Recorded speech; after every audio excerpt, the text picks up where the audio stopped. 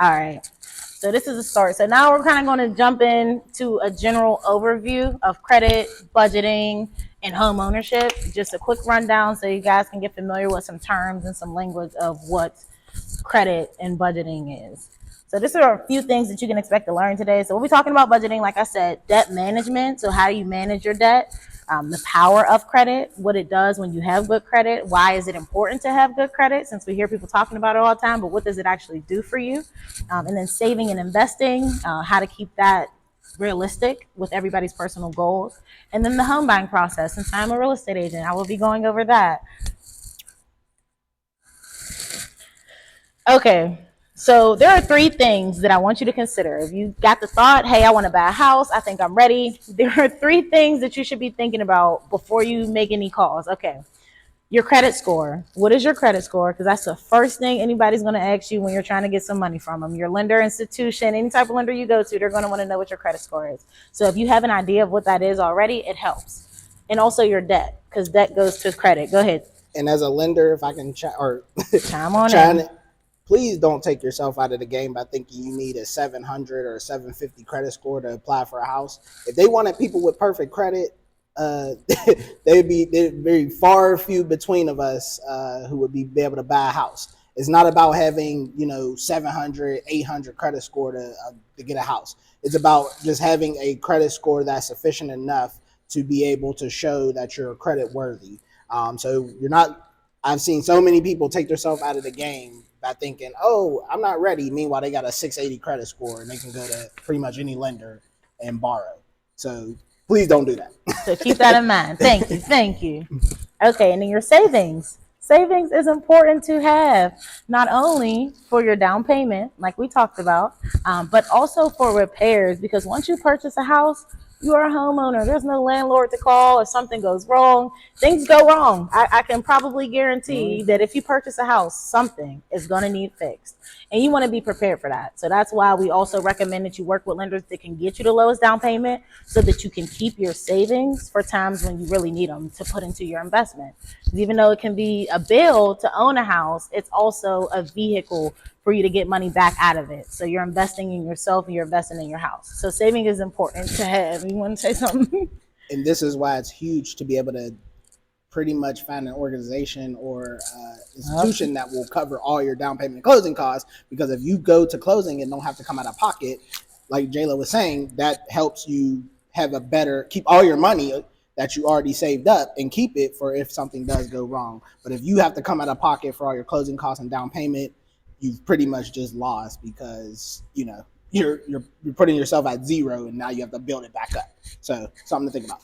And there is a term for that. We call that house rich, cash poor. Yes. And we do not want that to happen. I do not recommend that. So that's why when I work with my clients, I make sure that you're getting into something affordable, but you still have that nest egg so that you can fall back on if need be. Yep. Oh, I'm done. All right. Okay. And then your work history. So that is something that you're going to need to have. So most lenders I work with, they want you to have 2 years of work history. And that does not have to be consistent. So if you had to take a break, maybe you were off for a year, as long as you have 2 years of work history somewhere, they'll be able to work with you on that. So, but you're going to have to have some sort of income in order to purchase a house. That is something that they're going to ask about too. And that does go into what you're approved for. And also, you want to be very transparent with your lender. Pretty much within your first meeting, if you bring your W-2s and your most recent pay stubs, and they can look at your gross income and be able to tell you on a yearly basis if you make enough based on if you meet the median threshold for what a house costs in this day and age. They should be able to let you know, hey, you know what? You might want to get a part-time job, or you might want to get something else because your income doesn't quite hit where you need to be able to afford a house. Because what's the point of getting a house and you can't afford to still live a good quality of life, but you have a house? So you really just want to make sure that your income is at a good medium income. Recommendation wise, I say I at least like for people to be north of $30,000 a year.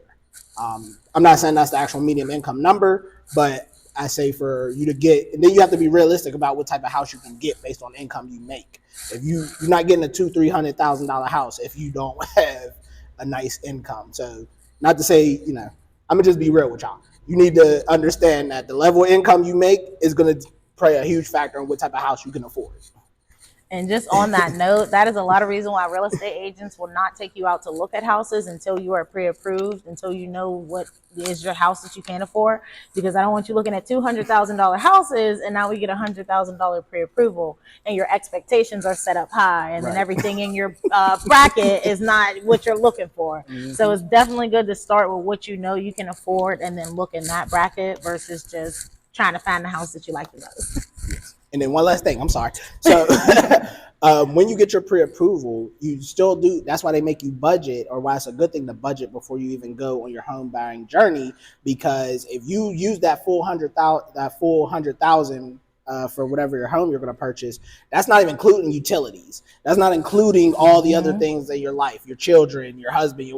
That's not including any of that. So you want to make sure that if you buy a house, make sure you can actually afford to the house and then other things in life that you're going to have to take care of as well. Student debt, all that other stuff. So that's why budgeting is so pivotal, because there's no point of you getting a house that you can afford, maxing that thing out, and now you're penny pinching and scraping to take care of all the other obligations you have.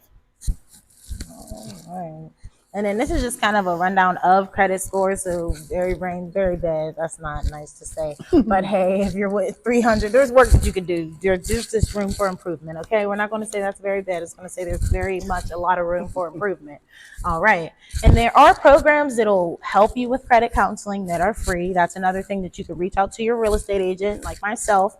I have access to programs like that where you can sit down with someone, get a copy of your credit report, and go over what you can do to get that done. So even if your credit score is not where you want it to be, that doesn't mean that, we can't figure out a plan to get you there.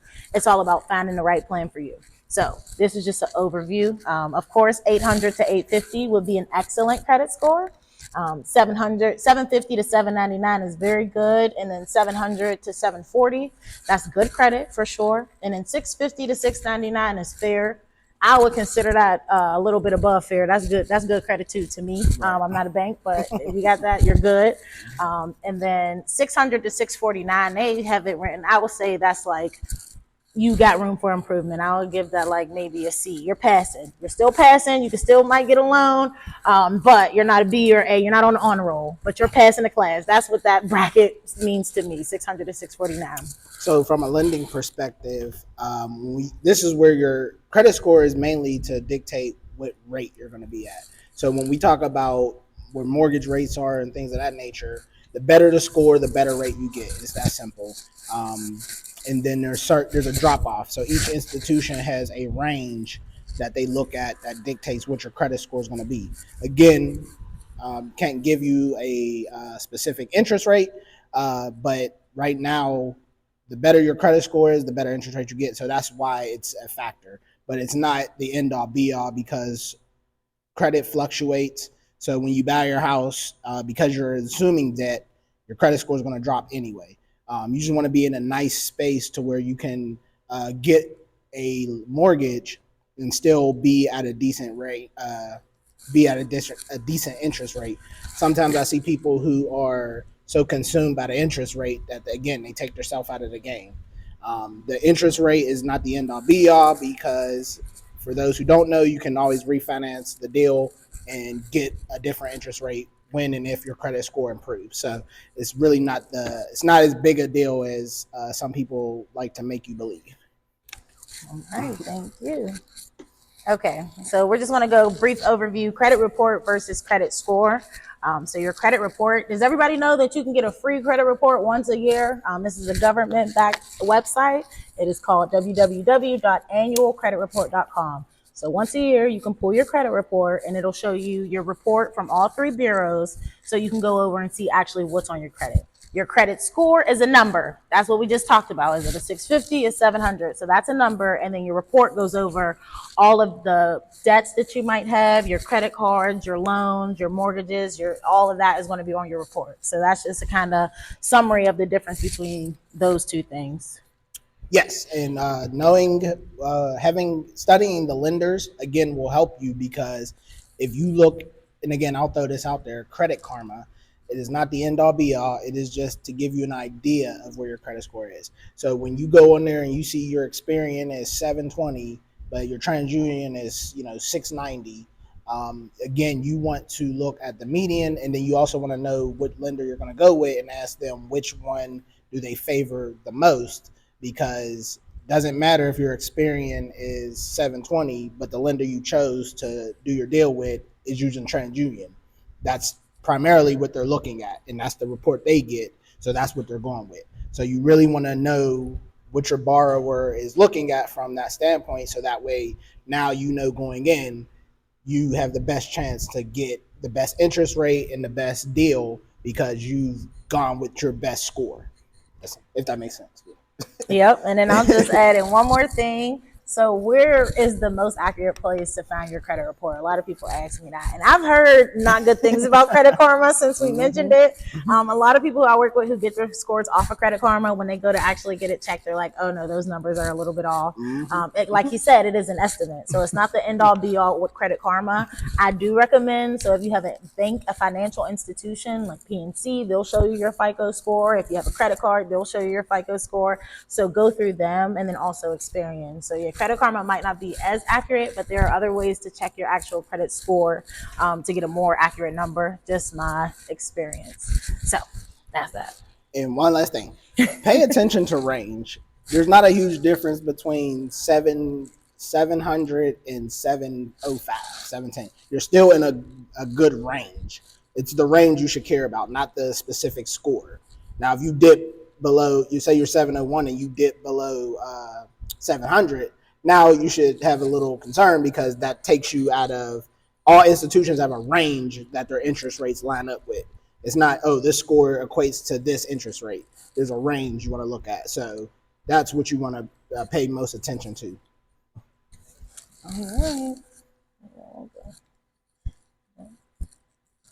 All right, so this is just a breakdown of how your credit is split up. So how do these TransUnion, Experian, how do they judge your credit? So what are they basing you on a scale of? So this breaks down kind of like a pie chart, nice little pie chart here, and it'll go over. So I'll go over this quickly. So new credit, that is 10% of your credit score. So if you're getting a new credit card, a new loan, a new car, a new house, that's going to affect your score, 10% of it. That's where that's portioned to. And then another 10% one is credit uses. So are you mixing your credit? Do you have just 10 credit cards and nothing else? Or do you have a loan? Do you have student loans? Do you have a mortgage and a car note, and it's diversified? That is better than just having 10 credit cards of one kind of credit. So mixing that up helps your credit score, and that affects that 10% as well. And then the length of your credit is another determining factor. So how long you've had your credit. So if you've had your credit, you haven't had credit for a long time, that can hinder you. And then if you have accounts and maybe you're thinking about closing an account, but you had this one account for 10 years, you probably don't want to close that if that's your longest credit account, because that affects it. And then now your credit history goes down, because that's a part of that time, that length of credit that you've had.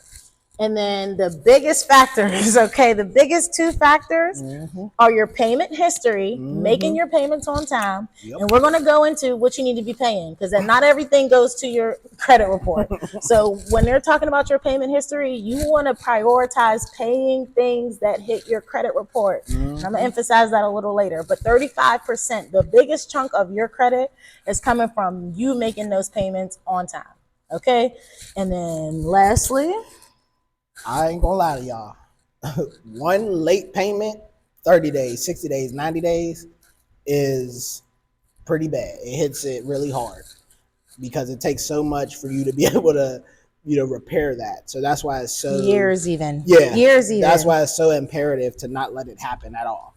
And then also, if you pay attention to the pie chart, I know so many people who've had, oh, my credit score is 700, 790, but they don't have any history to go along with that. You haven't had at least 2 years worth of credit history. So in that case, if you have a good credit score but you don't have a substantial amount of history to go with it, I would recommend you getting some type of secure card, so that way you can start to establish your credit history. And they do report those to the credit bureaus a little bit more frequently than some of your standard credit cards would. All right, thank you, thank you. And then the last piece of the pie, 30% is your amount owed, so your debt. So if you have credit cards with a $10,000 limit, and then you have 9,000 of that maxed out, that's where that goes. So your amount owed, how much debt you're in, that plays a big role in your credit report. You want to add? Absolutely. All right, and we'll go on. So since we're talking about credit and what you need to do, I'll give you some tips to improve your credit. So here are 8 tips to improve your credit, and I'll go over them with you. So first things first, I already talked about this. Get a copy of your credit report because you cannot improve your credit if you don't know what's on your credit report. And knowing what's on your credit is key to being able to keep track of it efficiently. 2, report any errors. If they have the wrong person, if they have the wrong address, sometimes things will come up on your credit report that you didn't even do. Somebody got a water bill in your name back when you was 12. That's on your credit report. You need to know that. You need to see that and get that off of there. That's an error. You won't be responsible for that. So making sure that you're actually looking through your report and any charges, any debt that they're saying that you owe, make sure you actually owe that debt and you're not just letting it sit on your report and it's not your responsibility.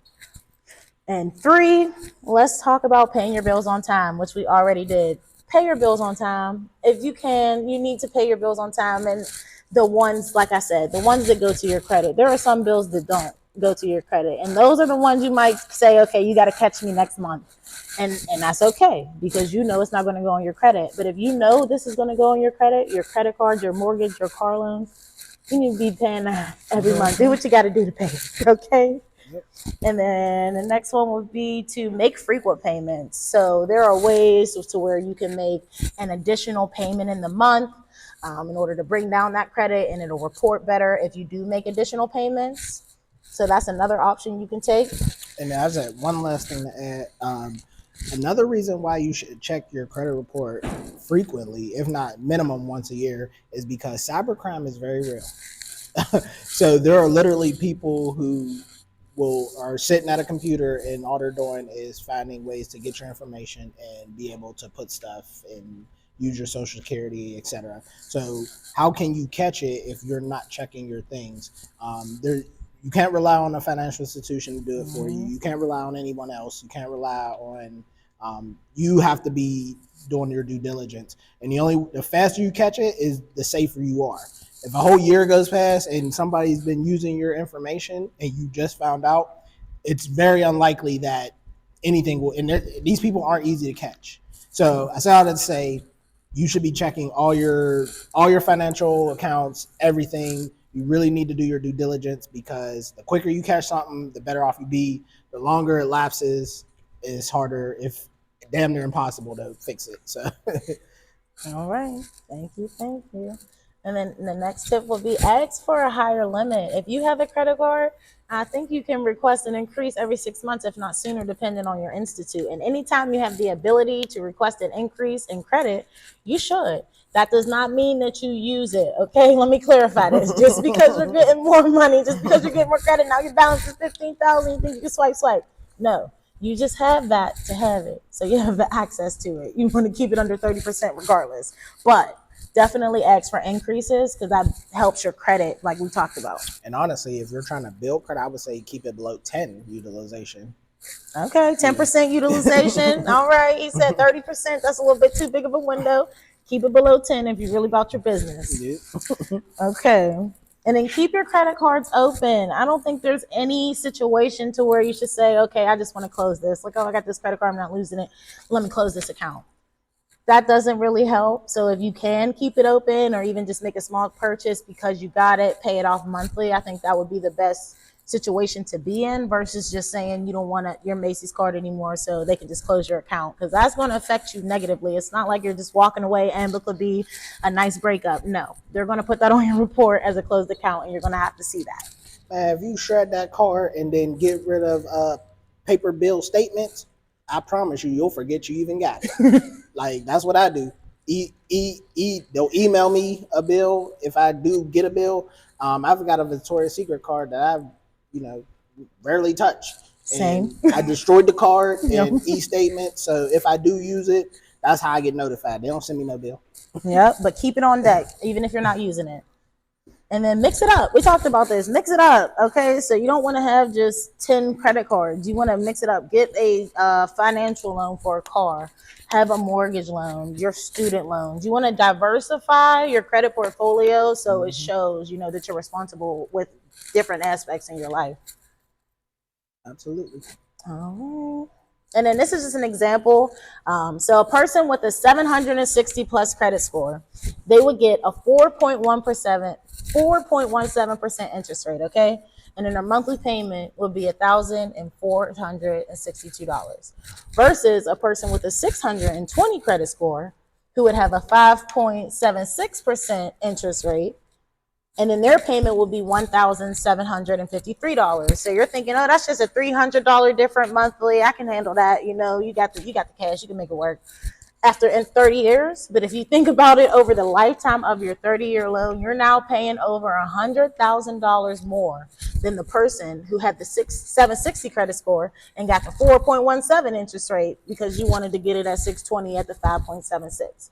So keep that in mind. That's when we talked about the brackets, the ranges, where you're at. Okay, so maybe sometimes it might be helpful to wait. If you're a 639, wait to get to your 640 so you can get that lower interest rate if you're able to move brackets. But if you're in the same bracket, then okay, get it how it is. But keep that in mind as well, because it does affect you in the long run.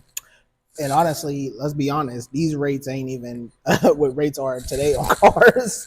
And this is where you need to do your due diligence if it's specifically about an auto loan. Sometimes your dealer's rate is better than the financial institution that they're going to outsource you to. Or sometimes it's better to use a credit union. Or sometimes it's better just to do your own homework and do your due diligence and even probably going with a pre-approved auto loan payment. So that way, you've already taken some of the guesswork about what your interest rate is going to look like. So there's a lot of different things that you can do, but it's really about understanding who your lender is going to be. Make sure you're reading the fine print and make sure you know exactly what you're signing on for before you just do it. Exactly.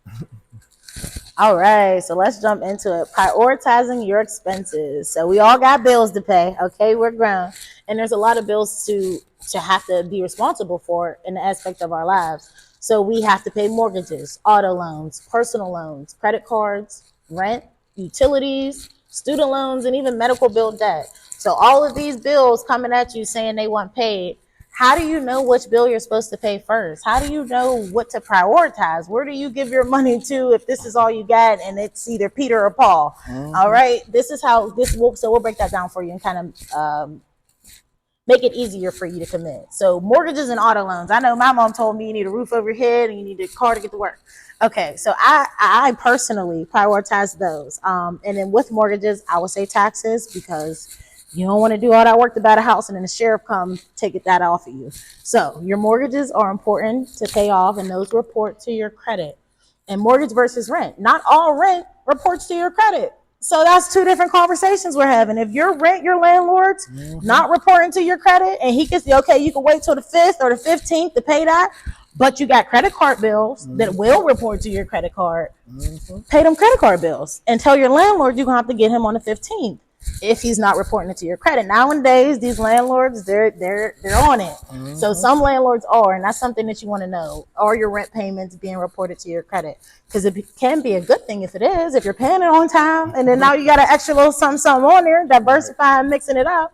But if you're not paying your rent on time, then that's something you're going to want to prioritize. But if it's not going to your credit, pay what's going to your credit first. Pay those credit card bills, pay your car note, those type of things. Utility bills do not go to your credit unless they do. But from my experience, they don't go in your credit.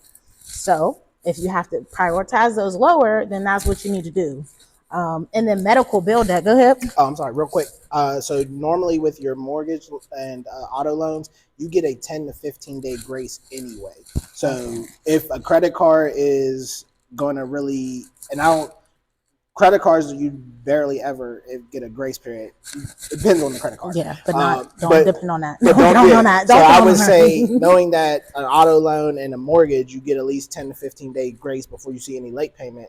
I would probably bump credit cards up to make sure that's what you paid. You don't miss a date. Credit cards are at the top. I agree. So just We're FYI. bumping it up. We're bumping it up. Credit cards first. Boom. Pay them credit cards because they're not giving you no grace. They're not giving you no 5-day window, none of that. They want their money and they want it now. So pay them people. And the interest rates are usually a lot higher than your other loans. So you really want to pay them people. She being kind. It ain't usually. It's almost, I would say 98% of certainty. For surely, you're going to be paying higher interest. So paying them first helps you not only in that instance, but in the long run because you're paying down that debt. So that's just kind of overview. Anybody got any questions on what you should pay? Any other bills that you think like, oh, what about this? What about this bill you want to pay? No, nails in here. We're not including that. I don't know. Some people put that in the needs category. We consider that luxury, but hey, it's your life. It's your world. We just living in it. And then we'll talk about debt management. I'm going to skip this one. So there are some different strategies to paying off your debt. So if you have debt, you are not stuck. So two methods that I'm familiar with are the snowball and the avalanche. So the snowball method is when you take your lowest credit card bill. So if you got two credit cards, one's $1,000, one's $10,000, you're going to start with that $1,000 one. Start paying that off slowly so that you can see it done. And then now, okay, boom, you can breathe. Your balance is down, and now you can focus on the big boy. Avalanche is the opposite. Go straight for the heavy hitter. The whatever account has the highest interest and the highest balance, that's where you want to focus on paying. I don't care if you feel like, oh, I will never be able to pay this down. That's the one you need to start with if you're using the avalanche approach. Either method is okay. It's whatever works for you. But I'm going to be honest with you, the avalanche method is going to make your debt go down faster in the long run because you're knocking out that high interest, you're knocking out that high balance versus being able to have little victories. Okay, you got your $100 card paid off, you got your $200, but we're just going to pay the minimum on the $5,000 one. That is an approach. I don't know if it's the best approach, but the best approach is whatever approach works for you. Okay. And also, either one of these methods is damn near impossible to do if you don't budget. How can you pick an approach if you don't know what your income is and all your expenses and where you can allocate funds to? So budgeting is pivotal for either strategy, but that has to be the first thing you do. You can't implement a strategy if you don't know what the equation is to get it to where it needs to be. So your income and your expenses and whatever you have left over. Okay, so this is kind of just an overview of what a budget should look like. And I was going to show y'all my monthly budgets because mine is a little in depth. I'm an Excel kind of girl. Yeah. But I'm going to give you this basic one for now. But if anybody wants to see my spreadsheet, I got you. I'll send that to you. But these are just some of your necessities. So your rent, your gas, your utilities, your phone, car, gas for your car, groceries, household items. These are necessities, things that you need to allocate funds for whenever you're being paid so that you can take care of. And then now we're going to go over luxury expenses. And I know sometimes these don't feel like luxuries. These feel like necessities. But we're going to have to call them what they are today. And these are luxury expenses. So your streaming services, your Hulu, your Netflix, eating out. Yeah, I'm guilty. I'm not here to judge because I eat out often, okay? But I calculate how much money I'm spending on eating out and I make sure that I put it in my budget. Even clothes, if you smoke, if you want to go to the movies, vacation, hobbies, your pets. And don't get at me, the animal lovers. Pets are luxuries. So the money for the food, all that you're spending on, that's a luxury. So sometimes when you are looking at your bills and your budget and you're tracking, you can put these at on whatever level you would like. It's your life. But figuring out things that you can cut out versus things that you cannot. So anything, Tom? Yeah, I would even take it a step further. If you are really serious about your budget, you would factor in things that I know many in society don't, which is birthdays, holidays, your kids' picture days at school, all these extra little expenses that you know come up. Like every time your kid starts a new grade, you have to go school shopping. You have to go, you have to account for all their activities. So if you really taking budgeting seriously, you would equate for all that. How many of you guys have family that every family member's birthday that comes up, no matter what month, you're giving them $50 here, $30 here. But I promise you're not accounting for that. So if you're really serious about budgeting, yeah, the luxury and the needs are essential, But even those miscellaneous expenses that you don't account for, those add up at the end of the year. So really having multiple tools and multiple methods can help you a long way, because if you track every single dollar or debit card transaction that comes out of any income you've made, now you're really winning, because you have a more accurate budget that allows you to see where all your funds is. I don't care if it's a quarter you found on a random Sunday and put that in your pocket, you're up a quarter. But then if you go spending back some gum, that needs to be in your budget. But again, I digress. It's your life. Yeah. And you choose how seriously you want to take it. Okay. All right. We're just here to tell you. Okay. So like he said, look, budgeting. You want to budget. Step one, you need to calculate your income. Income could be a plethora of things. Where you work, if you Uber on the side, if you get any alimony, child support, that's all income. So you can add all of that up together to see what you're making monthly and start there. Start figuring out what you're getting in. Mm-hmm. Step two is when you start calculating those expenses, okay? Like he said, we need a breakdown. What are you spending money on? What are your necessities? What are the things that are luxuries but you're not giving up, okay? So they're going to have to go in that budget. Or those church contributions and those GoFundMes you be putting into. That's another expense. Mm-hmm. Yep. Tithes. Obviously, it's a great and wonderful gesture, but it's money you done lost. Okay. Yes, and that is an expense. Writing it off on your taxes. Okay. Yeah, exactly. And then knowing that too, what you can write off. But we ain't gonna talk about that today. Right, that's a little bonus. Yeah. If y'all want to know more about what y'all can write off, you let me know. You can book. I'll make a class for that too. Right. But right now, we're talking about budgeting and credit. Okay. Okay, and then develop a spending plan. So that's when you have your spreadsheet, your beautiful spreadsheet, where you go over what are you going to spend your money on all month. So what are you going to pay towards bills? What are you going to allocate for your fun time? What you need for yourself to feel good about yourself? Because that's important too. As long as you put it in your budget, your spending plan, then you're good. I'm not mad at you. And then once you get that spending plan, once you get your spending plan, you need to start figuring out how you're going to minimize expenses. So distinguish what's a necessity and then what's not. And then also, you're going to go over and see if you can minimize those. So maybe you got Hulu, Netflix, you got Stars, but now power's off, so you don't need Stars no more. Cancel that subscription. Yep. Or if you only watch one series, maybe you don't need all of them. Get you a Fire Stick instead of cable. You know, there are ways around it. Start shopping at Aldi's instead of Walmart. Have your cousin jailbreak that thing. Okay. Look, there are ways to get things done, and being resourceful about how you spend your money. And if there's ways where you can cut corners or cut any type of, then cut them, okay? You got to be real serious about your expenses. Okay. And then I'm gonna just touch on this a little bit. I'm gonna just touch on this a little bit since we mentioned it. Mm-hmm. A brief overview of net worth. Does everybody know what their net worth is? Does anybody know how to calculate their net worth? What is a net worth? When people say my net worth, what does that even mean? What is a net worth? Anybody got any intel on what that could mean? You can comment. Mm-hmm. Comment. All right, I'll give you a breakdown.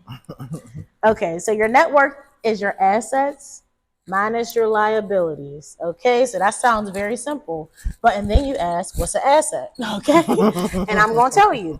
So an asset, these are things that you own that have value and can be converted to cash. Okay, that's an asset. Gold, your checking account. Your house. Your house is an asset. Is your car an asset? Does anybody want to say, is their car an asset? You just got the brand new 2024. Is that an asset? Anybody? Heck no. You're right. No, it's not. You cannot consider that an asset. That's actually in the other category that we're going to talk about. That is a liability. Okay? That's a liability. So liabilities these are obligations or debts that you owe others. So essentially your debt, what you owe. So that is a liability. Your car is a liability. That is not bringing you money unless you're using Toro to rent it out or something. It'll always be a depreciating asset. And as soon as you drive that thing off the lot, if you get the brand new thing, it's going down. It's not worth as much as opposed to a house where it goes up. Okay, appreciation. Well, and then just to simplify, it'll never be worth what you paid it for, or it will never exceed the value of what you paid for it. So that's why it is not an asset, because it goes down, the value will never go up. Okay, you're always going to take an L on a car just to get you around.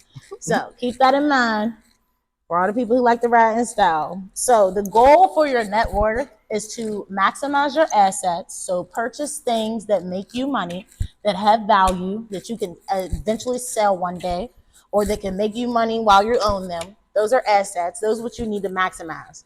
And then you want to minimize your liabilities. So your debt, anything that you owe, you want to work on knocking that down so that you're not in debt. So that's how you increase your net worth. And if anybody wants a net worth calculator, I do have a spreadsheet with that as well, and I'll be more than happy to share. Ooh, you are very I'm a resourceful. spreadsheet girl, okay? All right, I got you. Yes. All right.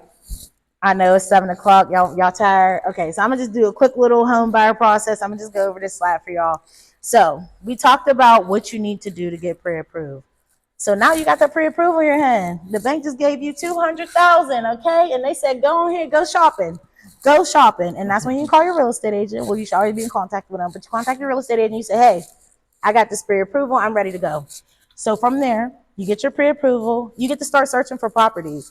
So your real estate agent is going to send you properties that fit your criteria, and then they're going to set up times for you to go look at them, see them in person. They're going to give you their expertise. This is another reason why to have an experienced real estate agent on your hand. They're going to look at the house, look at the value, make sure that when you're putting in an offer, that it is for the value of the house, because not just because they're selling it for this price, don't mean you got to buy it for this price, okay? Real estate is a negotiation business. So get a real estate agent to help you look at houses, that's for sure. And then once you find the house, so you're like, this is the one. I found my house. We done looked at these houses, and this is the one that I really, really want.